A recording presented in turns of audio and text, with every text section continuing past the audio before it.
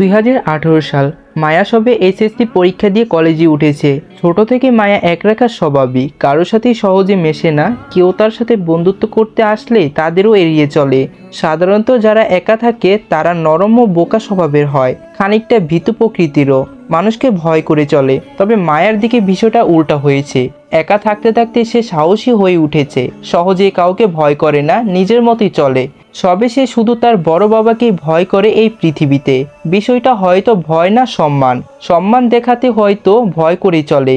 কলেজে ওঠার পরে মায়া তার হাত খরচ ও কলেজের যাবতীয় ভাড়া বাঁচিয়ে ফাইটিং ক্লাবে ভর্তি হয় নিজের আত্মরক্ষার জন্য। মায়া খানবাড়ির বাহিরে নিজের ইচ্ছা মতোই চলতো, কারো কথায় ধার ধরতো না, যা মন চায় তাই করত। বলতে গেলে তার ঘাড়ের সবগুলো রগ বাঁকা। কলেজে তার বন্ধুর চেয়ে শত্রু বেশি। কলেজে সে কারো কথারই সোজা জবাব দিত না, সবার সাথে তেরামি করত, এমনকি শিক্ষকদের সাথে। কলেজের যেই ছেলেকে পুরো কলেজে ভয় পেয়ে চলে, সেইখানে মায়া সেই ছেলেকে পুরো কলেজের সামনে থাপ্পড় মেরেছে। এই নিয়ে সে কলেজের আরও ফেমাস লেডি ডন নামে, যেই ডনের দলে সে একাই। ফাইটিং চ্যাম্পিয়ন হওয়ার পরে মায়ার সাহস আরও বেড়ে যায় কয়েক গুণ। কলেজে কেউই তার সাথে ভয়ে কথা বলতো না। কেউ তাকে ভালো কথা বলতে গেলেও মায়া তাদের সাবান দিয়ে ধুয়ে দিত। কলেজের ভেতরে মায়া সবচেয়ে অপছন্দের ছিল ক্লাসের ঢঙ্গিলা মেয়েগুলো। কিছুদিন আগে তখন ম্যাথ ক্লাস হচ্ছিল। মায়া ক্লাসেই পড়া বুঝে না, বাসায় গিয়ে পড়ে অনলাইন টিচার থেকে দেখে নেওয়া পড়াগুলো। এর জন্য ক্লাসে মায়া বারবারই অমনোযোগী। হিজাবের ভেতরে কানে হেডফোন গুঁজে নিয়ে গান শুনে মায়া সব সময় মাঝের বেঞ্চগুলোতে বসে। আজকে ক্লাসে আসতে দেরি হওয়ায় সেকেন্ডের লাস্ট বেঞ্চে বসেছে। তার পেছনে ক্লাসের নাটকবাজ মেয়েগুলো বসে কথা বলছে তাদের প্রেমিককে নিয়ে। কার প্রেমিক কেমন, কার প্রেমিক কত ভালো, এইসবই তাদের কথায় মূল বিন্দু। মায়া বিরক্ত হলেও তেমন কিছু বলল না, শুধু ক্লাসে উপস্থিত থাকা টিচারকে ডেকে বলল, স্যার আপনার লেকচারগুলো শুনতে ভালো লাগছে না, এর চেয়ে বরং আপনি তানিশাদের লেকচার দিতে বলুন। ওদের প্রেমিকের আলাপ শুনতে বেশ ভালো লাগছে। আজকেই তো তানিশার প্রেমিক ওকে বাইক দিয়ে নামিয়ে দিয়ে গিয়েছিল। হাই সুইট, এরকম প্রেমিক তো সকলেই খুঁজছে। আর লিজার প্রেমিক ওকে একটা গোলাপ উপহার দিয়েছে আজকে, তাও সেটা রাতুলদের বাগান থেকে চুরি করে। আর ওদের প্রেমিকের ভেতরে চক্কা মেরেছে পারহানের প্রেমিক। কালকে পারহানের প্রেমিক পারহানাকে নিয়ে লিটন ভাইয়ের ফ্ল্যাটে যাবে। স্যার ওদের এমন রসালো লেকচার শোনার পরে আপনার রসবিহীন লেকচার শুনতে কি ভালো লাগে? মায়ার কথা শুনে পুরো ক্লাসে আটি হাসিতে ফেটে পড়ে। সবাই তানিশা, লিজা ও পারহানাকে নিয়ে মজা করতে থাকে, কারণ এদের চরিত্র এই ক্লাসের সকলেই ভালো জানে। স্যার তানিশাদের দাঁড়া করালেন, তোমরা তিনজনই দাঁড়াও। স্যার তোমরা তিনজনই গল্প করতেছিলে কেন? তানিশা অস্বীকার করে, কই স্যার না তো। মায়া স্যারকে ডেকে বলে, স্যার আমি কিন্তু আরও কিছু শুনেছি। লিজা মায়াকে ফিসফিস করে বলল, মায়া প্লিজ আর কিছু বলো না। তানিশা বুঝলেও এখন কথা অস্বীকার করলে মায়া ক্লাসের ভিতরে আরো উল্টাপাল্টা কথা বলে দিবে। পুরো ক্লাসের সামনে মায়া তাদের অপমান করবে। তানিশাও চুপচাপ মাথা নিচু করে সবকিছু স্বীকার করলো। সরি স্যার, আর কথা বলবো না। স্যারও আর এই বিষয় নিয়ে বেশি ঘাটলেন না। আচ্ছা বসো। ক্লাস শেষে মায়া চিল মুডে গান শুনতে শুনতে কলেজের সিঁড়ি দিয়ে নামছিল। এর মাঝে দেখা হয় তানিশার বয়ফ্রেন্ড মাহিনের সাথে। মিহান এমপির ছোট ছেলে, সেই মেয়র এখন এমপি, মায়ার সিনিয়র। কলেজে মিহানের দাফুট বেশি। মিহান মায়ার পথ আটকিয়ে দাঁড়ায়। মায়া মাথা নিচু করে হেঁটে আসছিল, কানে গুজে রাখা ইয়ারফোনে গান বাজছে। গানটা মায়ের পছন্দের গানগুলোর তালিকায় একটা। হঠাৎই মায়া নিজের সামনে একটা পুরুষালী হাত লক্ষ্য করে, যেটা হয়তো তাকে থামানোর জন্যই। মায়া পুরুষালী হাতটি লক্ষ্য করতেই তাকায় সেই দিকে, দেখে মিহান দাঁড়িয়ে আছে তার সাঙ্গপাঙ্গ নিয়ে। মিহান ও মায়া বলতে গেলেই জাত শত্রু, একজন সাপ অন্যজন বেজি। মিহানের মায়ের ওপরে কোদ বেড়েছিল সেই দিন, যেই দিন মায়া সকলের সামনেই তাকে থাপ্পড় মেরেছে। মেয়ে মানুষের এত সাহস কোথায় দিয়ে আসে? মায়া হিজাবের নিচ থেকে ইয়ারফোন খুলে সেটা ব্যাগে রাখে। মিহানকে দেখেই মনে হচ্ছে সে রেগে আছে। মায়া মিহানের রাগ বাড়িয়ে দিতে বলে, তোকে কি কুত্তা কামড়িয়েছে? এত চেতে আছিস কেন? নাকি তানিশা অন্য পোলার লগে ভাইগে গেছে? ভাই তোর চেহারা এমনি কুত্তার ওইটার মতো দেখতে, তারপরে তুই যদি তোর খোমাডার এ অবস্থা করে রাখিস, ভাব তোকে কেমন লাগতেছে। নিজের ডিসপ্লে ঠিক না অবধি আয়নার সামনে যাস না, নিজে দেখেই ভয় পেয়ে যাবি। আর চুলে এমন গু কালার করছিস কেন? দেখেই মনে হচ্ছে কুত্তা তোর মাথায় হাইগা দিছে। আসলেই দিছে নাকি? মিহান মায়ার বড় হলেও মায়ার ছোট থেকে মিহানকে তুই সম্বোধন করেই চলে। এই নিয়ে তাদের ভিতরে দ্বন্দ্ব শেষ নেই। ছোটবেলায় তারা একই শিক্ষকের কাছে প্রাইভেট পড়তো। তখন মায়া চতুর্থ শ্রেণীতে পড়ে, মিহান সপ্তম শ্রেণীতে। প্রাইভেটের সকলের সামনে মায়া মিহানকে তুই সম্বোধন করিয়া মাহিনের ইগোতে লাগে। মিহান মায়াকে অনেকভাবে শাসালেও ফলাফল শূন্য হয়। উল্টো শাসনের আগেই মায়া যতটুকু মিহানকে ভয় পেত, শাসনের পর মিহানকে আর 1 টাকারও দাম দিয়ে চলে না মায়া। মিহান মায়ার কথায় আরো পুষলে উঠল, এই তুই নিজেকে কি মনে করিস? মায়া নিজের আত্মবিশ্বাস নিয়ে বলে, যা তুই ভাবতেও পারিস না। ঠিক তাই, তুই কি নেতা, ফাইটিং চ্যাম্পিয়ন হয়ে নিজেকে অনেক কিছু ভাবছিস? তুই কে? হ্যাঁ, লেডি ডন? তুই যা ভাবছিস আমি তার থেকেও বেশি। মেয়ে মানুষের এমন চাটাং চাটাং উত্তর সহ্য হচ্ছে না মাহিনের। মেয়ে মানুষের এত সাহস কেন থাকবে? যেখানে কলেজের ছেলেরাই তার সাথে তর্ক করতে সাহস পায় না, সেইখানে এই মেয়ে কোন ক্ষেতের মূলা? এই মেয়ের জন্যই তার অনেক মান সম্মান নষ্ট হয়েছে। এখন আর খোরশোধ দিতে হবে মায়াকে। মিহান, মায়া তুই যা করছিস এর জন্যই তোকে পস্তাতে হবে। এখনো সময় আছে মায়া। ভয় তো আমি নিজের বাপকেও পাই না। যেইখানে তুই কে সেইখানে তুই কে? তুই যা পারিস কর, আমিও দেখি তুই কত দূর যেতে পারিস। মায়া তুই আমার ক্ষমতা সম্পর্কে জানিস না, একদম ছিঁড়ে ফেলবো। কলেজের সবার সামনে তুই যেভাবে আমাকে অপমান করতেছিস এর থেকেও বাজেভাবে আমি তোরে অপমান করবো। এখনো সময় আছে মায়া, তুই সবার সামনে আমার কাছে ক্ষমা চেয়ে ঝামেলা মিটিয়ে ফেল, নয়তো ওরে লাউরা তুই পারলে আমার একটা চুল ছিঁড়ে দেখা। যেহেতু এখন ক্লাস ছুটি হয়েছে, আশেপাশে স্টুডেন্টের ঠাসা, সকলেই দাঁড়িয়ে মায়া ও মাহিনের বকা যুদ্ধ দেখেছে। এদের তামাশা দেখতে ভালোই লাগে। যেই ছেলেটা এতদিন যাবত কলেজের সবাইকে নিজের দাপট দেখিয়ে এসেছে, হঠাৎই কলেজের এক জুনিয়র মেয়ে এসে সেই ছেলেটাকে দাবিয়ে কথা বলছে। মাহিনের ক্ষেত্রে সবাই মায়ের সাপোর্টই নেয়। মেয়েটার সাহস আছে, একটা মেয়ে হয়ে কিভাবে ছেলের সাথে দাপট নিয়ে চলে। ফাইটিং চ্যাম্পিয়ন বস, বুঝতেই হবে। মিহানের মাথায় হঠাৎই একটা কুবুদ্ধি এলো, মায়াকে হেস্তনাদ করা। অতীতে সকলেরই খারাপ কিছু থাকে, মায়ারও তো আছে। মায়া সে অতীতে কলেজে কারোই জানা নেই, সেটা সকলকে জানানো যায়। মিহান তার সাঙ্গপাঙ্গুর কাছ থেকে একটা মাইক নিয়ে সকলের উদ্দেশ্যে বলতে আরম্ভ করলো, প্রিয় ভাই ও বোনেরা, আমাদের মধ্যে আজ এমন একজন উপস্থিত আছে যার বিয়ে হয়েছে 9 বছর বয়সে, তাও ধরা খেয়ে। পুরো এলাকার সামনে তার বিয়ে হয়েছিল তার চাচাতো ভাইয়ের সাথে, কিন্তু আফসোস তার সেই ভাই, তার জামাই তাকে ফেলে কোথাও যেন চলে গিয়েছে বিয়ের পরের দিন। এখনো সেই জামাই ফিরেনি। আমাদের তার জন্য একটু সমবেদনা দেখানোর উচিত। এই মহান ব্যক্তির নাম হলো মায়া। মায়া মিহানের কাছ থেকে মাইক নিয়ে নেয় জোর করে, আর একগাল হাসি নিয়ে আত্মবিশ্বাস সঙ্গেই বলে, ওটাকে ধরা খেয়ে বিয়ে বলে না, ওটাকে কোর্ট ম্যারেজ বলে। মিহান ভাই, ভাইয়া তুমি অনেক খ্যাত দেখেছি। মিহান মনে করেছিল এখন এই মেয়ে চুপ হয়ে যাবে, এই মেয়ে তো আরো বেঁকে বসেছে। মায়া মিহানের মুখের দিকে তাকিয়ে দেখে মিহান হাঁ করে তাকিয়ে আছে। মায়া মাইকটা মিহানের হাতে দিয়ে ফিসফিস করে বলে, আমার থেকে দূরে থাক মিহান, তুই যতটা খারাপ হতে পারবি আমি তারও দ্বিগুণ, তোর চিন্তার বাহিরে। বলেই মায়া সেইখান থেকে আসতে গেলে দেখে স্টুডেন্টের ভিড় অনেকটাই। মায়া নিজের 2 হাত উঁচু করে বলে, ভাই লোক আজকের নাটক সমাপ্ত হয়েছে, আপনারা এখন আসতে পারে।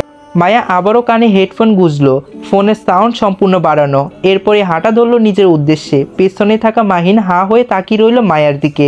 মেয়ে 9 যেন আগুনের গোলা। হঠাৎ করে মায়ার এমন অ্যাটিটিউড মনে ধরে গেল মিহানের। মেয়েটার ভেতরে কিছু তো আছেই, দেখতে অবশ্য খারাপও না, চলে। মিহান তার সাঙ্গপাঙ্গ দলের একটা ছেলের কাঁধে হাত দিয়ে দাঁড়ায়, বলে, তোকে ভাবি হিসেবে মানাইবো না? ছেলেটা মাথা নিচু করে ভয়ে ভয়ে বলে, ভাই তানিশার লগে আপনার মানায় না।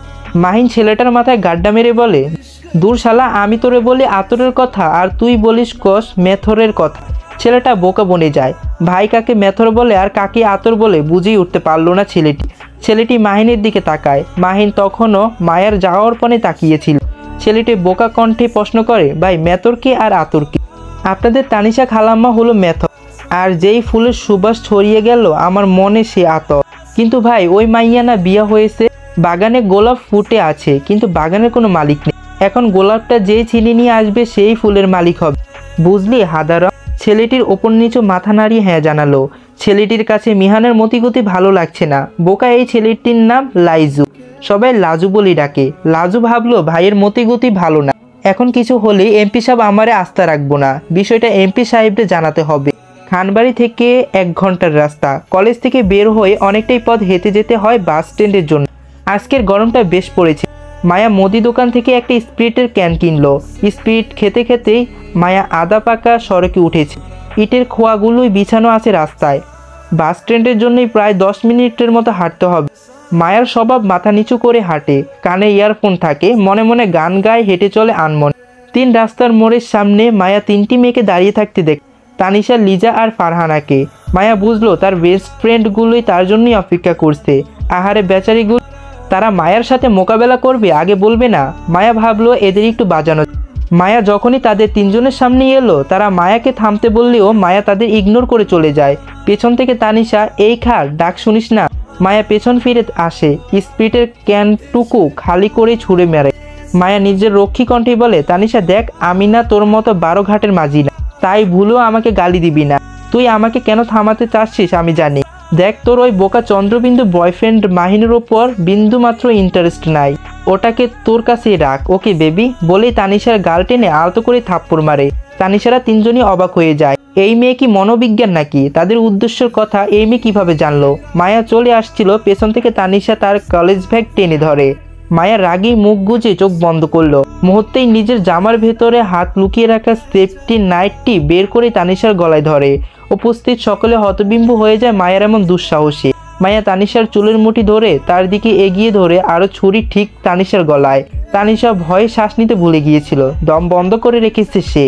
মায়া হাতের ছুরিটাকে ডোগর বা ছুরি গিয়ার বলে, তবে মায়ের হাতের ছুরি গিয়ারটা সাইজের ছোট, কাস্টমাইজ করে বানানো। মায়া রাগান্বিত কণ্ঠে বলে, জানের ভয় কর, অনেক দিন বেঁচে থাকবি। মায়া খান বাড়িতে প্রবেশ করতেই ঘরে বহু মানুষের ভিড় দেখতে পায়।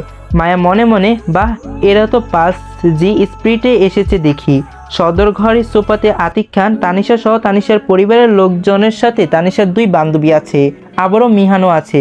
মায়া সদর ঘরে প্রবেশ করলে প্রথমে আতিক খানকে সালাম দেয়, আসসালামু আলাইকুম বড় আব্বু। আতিক খান পায়ের উপর পাও তুলে বসে আছেন গুরুত্ব ভঙ্গিমায়। আতিক খান, ওয়ালাইকুম আসসালাম, তুমি বসো এখানে। মায়া আশেপাশটা একবার সরল চোখে দেখে বলে, আমিও আব্বু। বসো। মায়া ভদ্রমের মতোই আতিক খানের পাশে সোফায় বসলো, মাথা নিচু করে রাখলো। এরই মাঝে তানিশাকে একবার আর চোখে দেখলো মায়া, গলায় ব্যান্ডেজ করা। বেশি তো কাটেনি, তাহলে ব্যান্ডেজ কিসের জন্য?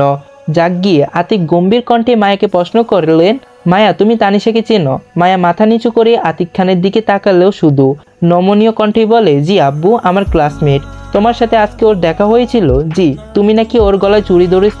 মায়া ভূত দেখার মতোই চমকে উঠলো আতিক খানের কথায়। মায়া ঘাড় নামিয়ে না সম্মানিত বলতে লাগলো, না না আব্বু, আমি আর ছুরি? আমি তো ছুরি দেখতেই ভয় পাই বড় আব্বু। হ্যাঁ নাকি না?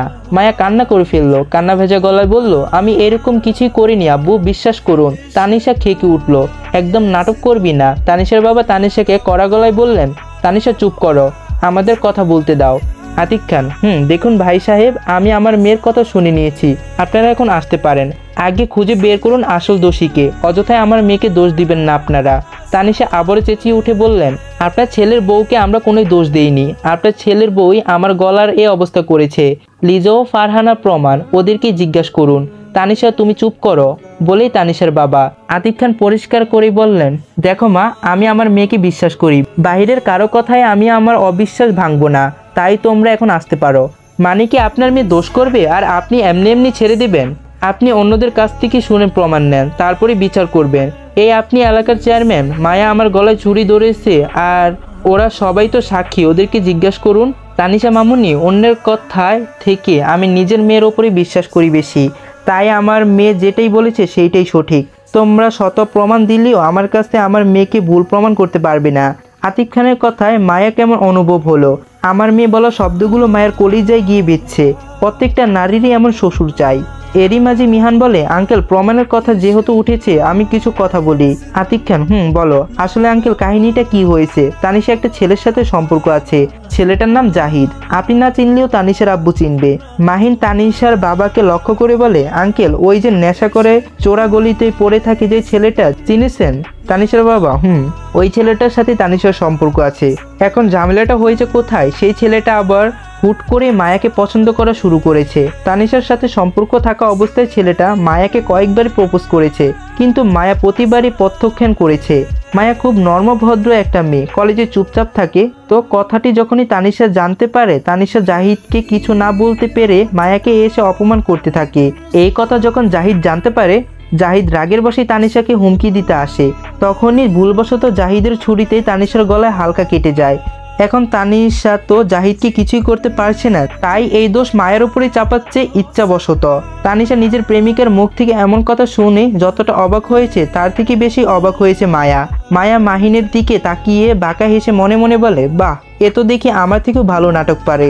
সকলের কথা শুনে আতিক খান, মায়া এই ছেলের বলা কথাগুলো কি সত্যি? মায়া উত্তর না দিলে নিজের কান্নার বেগ বাড়ায়। তার কান্নায় তার সম্মিতি ধরে নেওয়া হয়। সেই দিনই তানিশার বাবা তানিশাকে 2টা থাপ্পড় মেরেছিল সকলের সামনে।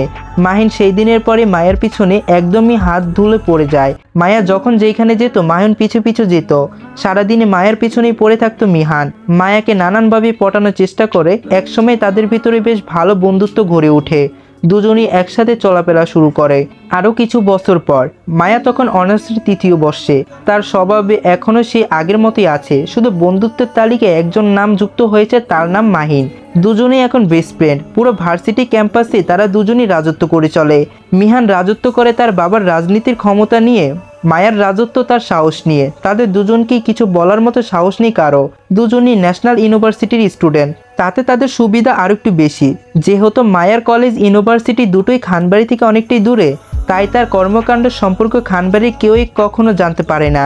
তবে মায়ার ভার্সিটি যে এলাকায়, সে এলাকার মায়া ও মাহিন বেশ ফেমাস, বিশেষ করে এলাকার ছেকরাগুলোর কাছে। মিহানের মাস্টার পরীক্ষা শেষ, এখন শুধু রেজাল্টের অপেক্ষা। মায়ার ইচ্ছে আছে মাস্টার্স কমপ্লিট করে বিসিএস দেওয়ার, ইচ্ছে ছিল গোয়েন্দা বিভাগে জব করার, কিন্তু মায়ের কিছু ভুলের কারণে তার সম্ভব না। আপাতত দেখা যাক। 2024-এর শুরুর দিকে শীতের সকাল, মায়া বাসা থেকে নেমে দাঁড়ায় একটি বটগাছের নিচে। মাহিনের জন্য অপেক্ষা করছে। হঠাৎই কোথায় থেকে 4-5 জন লোক এসে মায়াকে একটা গাড়িতে চড়ালো। মায়ার জ্ঞান ফিরল একটি ওয়্যার হাউসে। আশেপাশে অন্ধকার, দিন নাকি রাত বোঝার উপায় নেই। মায়া হাত ও মুখ বাঁধা, টলমল চোখে আশেপাশে তাকালেই দেখে তার থেকে কিছুটা দূরে মাহিন পড়ে আছে। মায়া মাহিনকে মুখ দিয়ে ডাকতে পারছে না, তার মুখ কাপড় ঢাকানো। উপায় না পেয়ে মায়া মাহিনকে পাও দিয়ে লাথি মেরে ঢাকতে থাকে। বেশ কয়েকটা লাথি মারার পরে মাহিনের জ্ঞান ফিরে। মাহিনের হাত পাও মুখে কিছুই একটা বাধা ছিল। মাহিন চোখ খুলে যখন দেখে মায়ের অবস্থা, মিহান দ্রুত মায়ের বাঁধন খুলে। মুখের বাত খুলতে মায়া ঘন ঘন নিঃশ্বাস নিতে থাকে। তারা দুজনিতে এখনো মাটিতে বসে আছে। মায়া মাহিনকে বলে, আমরা এখানে আসলাম কিভাবে? দোকানে বসে চা খেয়েছিলাম, আমার এইটুকু মনে আছে। এরপর এখানে কিভাবে আসলাম কিছুই মনে নাই। আমারে কয়জন জোর করে তুলে নিয়ে এসেছিল, আমার এটা মনে আছে। কে? মায়া মৃদু রাগ নিয়ে বলে, আমার শ্বশুর। আতিক আঙ্কেল তোরে লোকজন দিয়ে তুলে আনবে কেন? তুই তো আঙ্কেলের বাড়িতেই থাকস। মিহান, আমার এখন পালতু কথা বলার মুড নাই, চুপ থাক। এখান থেকে বের হমু কেমনে? আমার প্যান্টের পকেটে ডোক, তোরে নিয়ে দৌড় দেই। কুত্তার বাচ্চা, আজেরা কথা বন্ধ কর। বালডা রাগ উঠাইস না। চুপ থাক বল, তোর কথা শুনতে মন চাইতেছে না। চুপ কর শালা, তুইও চুপ কর শালি। এরই মধ্যে ওয়্যার হাউসের ভিতরে একটি প্রান্ত থেকে লাইটের আলো আসতে থাকে। আলো বেশ হওয়ায় মায়া ও মাহিনের চোখ বন্ধ করে ফেলে। আলোর ভেতর দিয়ে হেঁটে আসছে একজন পুরুষ, গায়ে স্যুট প্যান্ট, সম্পূর্ণ মুখ মাস্ক দিয়ে ঢাকা। লোকটির সাথে আরো অনেক আছে। স্যুট প্যান্ট পরা লোকটি একটা চেয়ারের উপরে বসে পায়ের উপর পাও তুলে। মায়া মাহিন মাটিতেই বসে এবং তাদের সামনে লোকটি চেয়ারে বসে আছে। লোকটি গুরুত্ব ভঙ্গিমায় বলে, তোমাদের জন্য একটা কাজ আছে, করতে পারবে? মায়া, আপনার কাজ বাদ দেন, আমাদের এইখানে আনছেন কেন? কাজটির জন্যই। আমাদের দুজনের একজনের কপালও লেখা আছে আমরা কামলা খাটি। আপনার জন্যই আমরা কাজ করতে যাব কোন দুঃখে? লোকটি নিজের 5 আঙ্গুল দেখিয়ে বলে, 5 দেব হবে? আপনার 5,000 টাকা আপনার কাছেই রাখেন। আমাদের দেখলে আপনার ফকিন্নি মনে হয়? লোকটি বলে, 1000 না, কোটি। মায়া আমতা আমতা করে বলে, 5 কোটি? মায়া হা হা করে হেসে উঠে। মিহানকে উদ্দেশ্য করে বলে, মামা হালা নেশা করেছে, তাও কম দামি। মিহানও হাসে মায়ের কথায়। লোকটি বলে, হাসি ঠাট্টা পরে করবে, এখন শোনো গোপন মিশনের কথা। গন্তব্য আমেরিকান ডিটেকটিভ পরিচয়। আপনাদের টার্গেট এক ক্ষুদ্র মাফিয়া গ্যাং। তাদের ধরতে পারলে আরও 3-4টা গ্যাং নিজের জালে আটকে ফেলতে পারবো। সফলতার পরে তোমরা সরাসরি সরকারের অধীনে অফিসিয়াল গোয়েন্দা হিসেবে থেকে যাবে। সব ব্যবস্থা সরকার করবে, কিন্তু মিশনের টাকা পয়সা হিসেবে থাকবে আমার কাছে। তোমরা কত টাকা কন্ট্যাক্ট করতে চাও? তবে কথা একটাই, এই মিশনে তোমাদের জীবনও যেতে পারে। মিহান লোকটির কথায় হেসে উঠিয়ে দিয়ে বলে, আমার বাপের নির্বাচনে এই তো 400-500 কোটি টাকা খরচ হয়ে যায়, যেখানে আমার জীবন বাজি রেখে 500 কোটির জন্যই আমেরিকায় যাব। মায়ের কাছে লোকটির কথা ইন্টারেস্টিং লাগলো। মায়া মাহিনকে থামিয়ে বলে, এবে থাম, বুঝলাম আপনার কথা, কিন্তু এই কাজের জন্য আমাদের কেন বলছেন? আমরা তো তেমন কিছু জানি না এইসব বিষয়ে। আমাদের এই কাজ নেওয়ার কারণটা কি? যদি বলি তুমিই কারণ। মায়া বুকুসকিয়ে, মানে? লোকটি স্বাভাবিকভাবে শান্ত কণ্ঠেই বলে, আরিফ খান তোমার কি হয়? মায়া দিবদূত না জানিয়ে বলে, হাজবেন্ড। কিন্তু কেন? যদি বলি সেই এবং তার বন্ধুই সেই মাফিয়া গ্যাংয়ের লিডার, বিশ্বাস করবে? মায়া স্বাভাবিক কণ্ঠেই বলে, বলতে গেলে তাকে আমি চিনি না, তাই সে যে কোনো কিছুতেই হতে পারে, আর সেটাই আমাকে বিশ্বাস করতে হবে। বলতে চাচ্ছ তুমি রাজি? হ্যাঁ। মিহান মায়াকে থামায়। মায়া ভেবেচিন্তে কাজ করো, আমরা কিন্তু ওদের চিনি না। যেহেতু আমি হ্যাঁ বলেছি ভেবেই বলেছি, তুই তোরটা দেখ, তুই রাজি? মায়া যেইখানে মিহান সেইখানে। মিহান আমি রাজি। তারা 8 মাসের প্রশিক্ষণ নেওয়ার পর দুজনই স্কলারশিপের নাম করে 2024 সালের সেপ্টেম্বর মাসে চলে এসেছে আমেরিকায়। সেইখানেও প্রায় 1 মাসের মতো বিভিন্ন প্রশিক্ষণ নেয়, বোম ফিউজ করা থেকে শুরু করে গান চালানোর সব কিছুই। মায়া যেহেতু আগে থেকে ফাইটিং জানতো, তাই তাকে নিয়ে তেমন সমস্যা হয়নি। সমস্যা হলো মিহানকে নিয়ে, তবুও সব কিছু তারা ঠিকঠাক করে নিয়েছে। বর্তমান আরিফ সেন্ট মানির সামনে আসলেই পা থেমে যায়, তার পাও দুটো ভিতরে ঢুকতে চাচ্ছে না। আরিফের অস্তিত্ব লাগতে শুরু করে, কানের কাছে কেমন সুসু শব্দ হতে থাকে। তার মনে হচ্ছিল ভিতরে হয়তো খারাপ কিছু হচ্ছে, যেটা দেখেই সে সহ্য করতে পারবে না।